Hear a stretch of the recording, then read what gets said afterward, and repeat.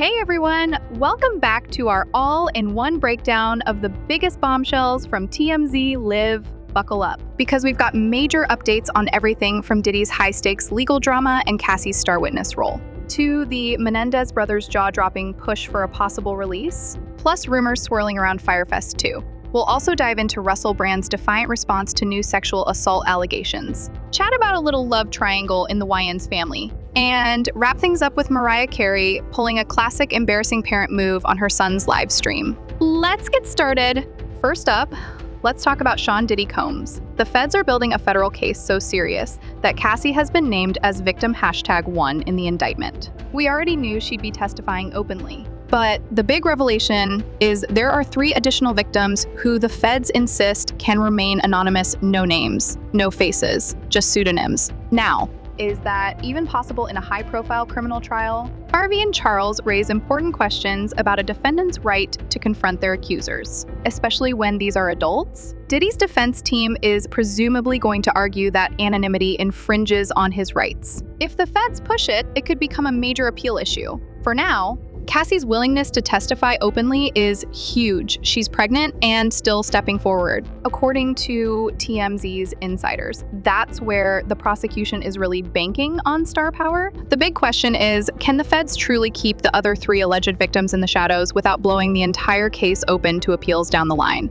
Speaking of high-profile legal cases, the Menendez brothers just keep grabbing headlines. A new resentencing hearing is set, and Mark Garagos, who's representing them, plans to argue not just for parole, but potentially for a complete reversal of the murder conviction to manslaughter. Why? He's centering on the theory of imperfect self-defense, which was never fully leveraged in their second trial. If the judge goes for it, they could walk free immediately, since they've already served more than enough time for manslaughter. Meanwhile, Governor Newsom has also thrown them a lifeline by ordering the parole board to review their case. It's a bizarre twist. Would Governor Newsom really sign off on freeing 2 of the most infamous convicted murderers in California's history, especially if he's eyeing a future presidential run? The entire scenario is as polarizing as it gets. Some say they deserve a shot at redemption if they've been rehabilitated, while others believe these are the last guys who should ever see the outside world.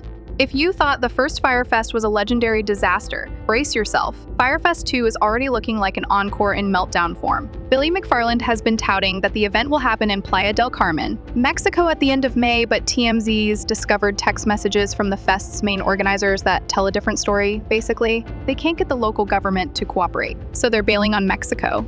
This fiasco has scammy written all over it, especially given Billy's track record and the short timeline. People who supposedly bought tickets have no idea what's going on. And Billy, who owes millions in restitution from the original Fyre Fest, hasn't denied the story. The upshot: if you planned on soaking up some beach vibes at Fyre Fest 2, maybe reconsider those travel plans. Meanwhile, Russell Brand is doubling down on his claims of innocence as new sexual assault allegations have led to charges in the UK. On a recent live stream, he insisted that any intimate encounters he had in his wild days were consensual. He also suggested that the alleged victims might be victims of something, but not victims of him. He basically admitted he'd used fame for a hedonistic lifestyle, but denies crossing any lines. The question is, will a jury or the public accept that as a credible defense? For now, he's carefree enough to be spotted at the beach with family, though many are speculating how that might look to prosecutors building their case.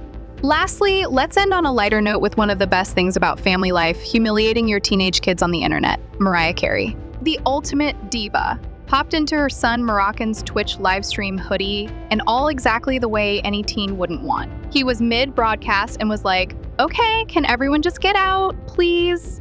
That meltdown on camera is pretty relatable to every teen who's had a parent crash their Zoom call or private hangout. Even for a global superstar like Mariah, kids just see mom, and that's enough to send them into meltdown mode. So there you have it, a complete roller coaster of legal showdowns, humiliating drop-ins. And behind-the-scenes drama? Diddy could be facing a life-changing battle if those anonymous witnesses take the stand. The Menendez brothers might soon be free men. Shocking as that sounds, Fyre Fest 2 is turning into a second fiasco. Russell Brand is sticking to his denial. Damon Wayans just confirmed that family dating lines are definitely blurred in his world. And Mariah Carey gave us the most hilarious cameo in her own son's live stream. What do you think? Should the Menendez brothers ever see daylight again? Can the feds really keep Diddy's accusers anonymous in open court? And is Firefest 2 just scamming unsuspecting people for a second time? Share your thoughts in the comments. Don't forget to subscribe, and hit that notification bell for your daily celebrity scoop and more deep dives on the stories everyone's talking about.